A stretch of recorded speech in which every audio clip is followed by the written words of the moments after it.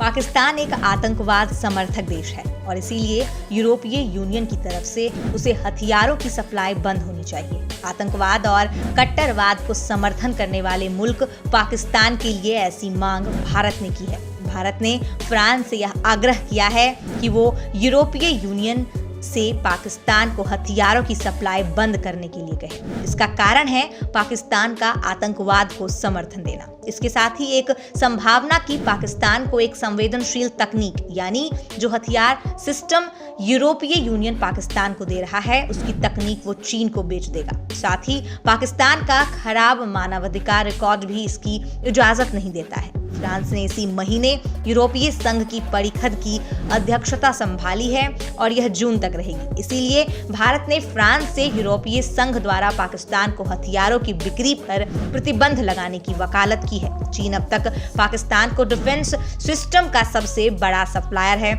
जिसमें लड़ाकू जेट, युद्धपोत और पनडुब्बी शामिल है। इसके बाद रूस आता है, लेकिन हाल के सालों में मॉस्को ने किसी भी एडवांस हथियार सिस्टम की सप्लाई नहीं की है। पाकिस्तान को हथियारों देने वाला सबसे बड़ा यूरोपीय सप्लायर इटली है, जो उसके द्वारा किए गए इंपोर्ट का करीब 6% हिस्सा है। सक्रिय रूप से हथियारों की सप्लाई करने वाले बाकी यूरोपीय देशों में स्वीडन भी शामिल है, जो पाकिस्तान से हथियारों की डील करता है।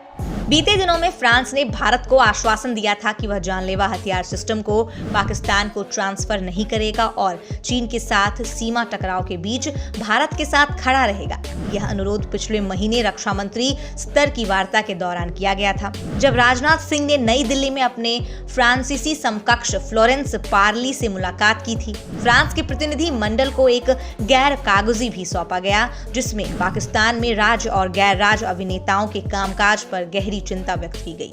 इस मुद्दे पर विदेश मंत्री एस जयशंकर ने फ्रांस के विदेश मंत्री जीन येवेस ले ड्रियन से बात करने के बाद बीते रविवार को कहा कि इंडो पैसिफिक के संबंध में भारत और फ्रांस के बीच सहयोग का बड़ा महत्व है। भारत और फ्रांस पिछले कुछ सालों में इस इलाके में चीन की बढ़ती घुसपैठ के बीच अब इंडो पैसिफिक में फ्रांस और इंडिया का सहयोग बढ़ा रहा है। इससे चीन की हरकतों पर नजर रखी जाएगी। इसके अलावा भारत और फ्रांस एक साथ कई नए क्षेत्रों जैसे हिंद महासागर क्षेत्र, जलवायु परिवर्तन और विकास को गतिमान रखने में तेजी से लगे हुए हैं। ऐसे में भारत ने आतंकवादियों से जुड़ी ऐसी गतिविधियां जिन्हें पाकिस्तान का समर्थन मिला हुआ है और यूरोपीय देशों ने जो हथियार पाकिस्तान को बेचे हैं उन्हें आतंकी जगहों पर इस्तेमाल की जानकारी साझा की है, जिसमें आतंकवादी कैडरों द्वारा जम्मू कश्मीर को निशाना बनाए जाने की जानकारी भी शामिल है। वहीं आतंकवादियों से विदेशी हथियार बरामद होने के कई मामले भी सामने आए हैं। अगर फ्रांस भारत के इस अनुरोध पर पाकिस्तान को हथियार उपलब्ध नहीं कराता है तो यह यूरोपीय संघ के सप्लायर देशों के लिए एक सबक जैसा होगा और इसे भारत की जीत कही जाएगी। दोस्तों, हम सभी जानते हैं कि पाकिस्तान एक आतंकवाद समर्थक देश है और इसीलिए यूरोपीय यूनियन की तरफ से उसे हथियारों की सप्लाई बंद होनी चाहिए। आतंकवाद और कट्टरवाद को समर्थन करने वाले मुल्क पाकिस्तान के लिए ऐसी मांग भारत ने की है। भारत ने फ्रांस से यह आग्रह किया है कि वो यूरोपीय यूनियन में पाकिस्तान को हथियारों की सप्लाई बंद करने के लिए कहे।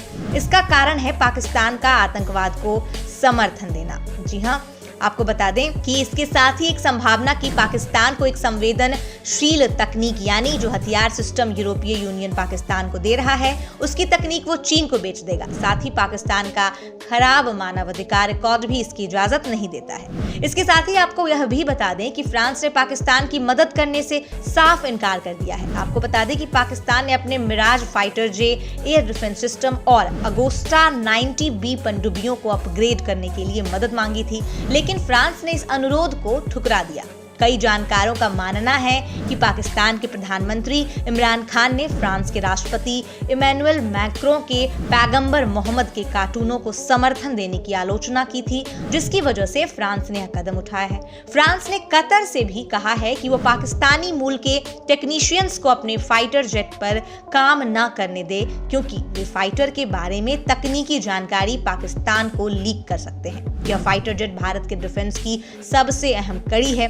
पाकिस्तान बीते दिनों में भी संवेदनशील जानकारियां चीन के साथ साझा करता रहा है। फ्रांस ने पाकिस्तानी शरणार्थियों के अनुरोध को लेकर भी कड़ी आलोचना करना शुरू कर दिया है। सितंबर महीने में 18 साल के पाकिस्तानी मूल के अली हसन ने शार्ली हेब्दो नाम की फ्रांसीसी मैगजीन के पुराने दफ्तर के बाहर 2 लोगों पर हमला कर दिया था। उसके पिता पाकिस्तान में रहते हैं। उन्होंने एक न्यूज चैनल से कहा था कि उनके बेटे ने बहुत शानदार काम किया और वो हमले को लेकर बहुत खुश हैं।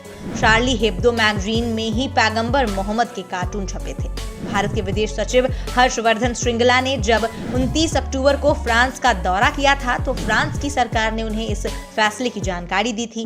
फ्रांस ने हर्षवर्धन को आश्वस्त किया कि वो अपने रणनीतिक साझेदार के सुरक्षा हितों को लेकर बेहद संवेदनशील हैं और उसने भारत के लिए संभावित खतरों को देखते हुए पाकिस्तानी मूल के टेक्नीशियन को राफेल फाइटर जेट से दूर रखने के लिए कहा है। फ्रांस की सरकार ने पाकिस्तान के मिराज 3 और मिराज 5 फाइटर जेट को भी अपग्रेड नहीं करने का फैसला किया है। यह फैसला पाकिस्तान की वायुसेना के लिए किसी झटके से कम नहीं है, क्योंकि उसके पास फ्रेंच फर्म दसॉल्ट एविएशन के 150 मिराज फाइटर जेट हैं। इनमें से आधे ही काम के लायक हैं। पाकिस्तान दशकों से मिराज फाइटर जेट खरीदता रहा है।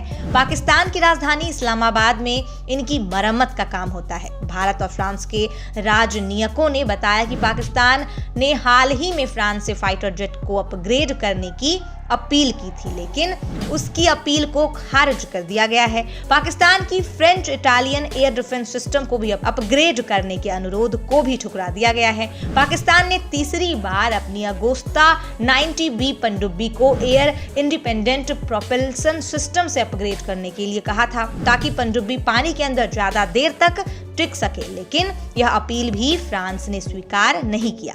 इससे पहले जर्मनी की चांसलर एंजेला मार्केल ने पाकिस्तान की पनडुब्बियों के अपग्रेड करने के अपील को खारिज कर दिया था। मई 2017 में काबुल में जर्मनी दूतावास के बाहर हुए आतंकी हमले के दोषियों की पहचान न कर पाने को लेकर जर्मनी ने पाकिस्तान की सरकार से नाराजगी जताई थी। पिछले कुछ वक्त से पाकिस्तान और फ्रांस के रिश्तों में खटास आ गई है। फ्रांस के राष्ट्रपति मैक्रों ने पैगंबर मोहम्मद के कार्टून छपने का बचाव किया था और कहा था कि उनके देश में अभिव्यक्ति की स्वतंत्रता हमेशा कायम रहेगी। पाकिस्तान के प्रधानमंत्री इमरान खान ने मैक्रों पर इस्लामोफोबिया को बढ़ावा देने का आरोप लगाया था। इमरान खान ने मुस्लिम देशों के नेताओं को एक खुला खत भी लिखा था और गैर मुस्लिम देशों में बढ़ते इस्लामोफोबिया के खिलाफ एकजुट होने की अपील की थी। पाकिस्तान की सड़कों पर फ्रांस के खिलाफ विरोध प्रदर्शन हुए और संसद में पेरिस से अपने राजदूत को वापस बुलाने के लिए प्रस्ताव भी पारित कर दिया गया था। इसके बाद तो यह जायज है कि फ्रांस पाकिस्तान से रिश्तों में कोई बढ़ोतरी नहीं चाहता। वहीं चीन से पैसिफिक ओशन में बढ़ते खतरे का अनुमान लगाते हुए भी लगता है कि फ्रांस भारत की अपील को मान लेगा। दोस्तों, आपको क्या लगता है? क्या फ्रांस भारत की अनुरोध को मान लेगा और पाकिस्तान से हथियारों की डील को यहीं रोक देगा? अपने विचार हमें कमेंट करके जरूर बताइए। दोस्तों, कैसी लगी यह वीडियो हमें कमेंट करके जरूर बताएं। साथ ही भारत के इस फैसले पर आपकी क्या राय है यह भी हमें कमेंट करना ना भूलें। वहीं अगर यह वीडियो आपको अच्छी लगी तो लाइक का थम्स अप देना मत भूलिए और जाते जाते हमारे चैनल को सब्सक्राइब जरूर कर दीजिए। खुश रहें, अपना ध्यान रखें। जय हिंद, धन्यवाद।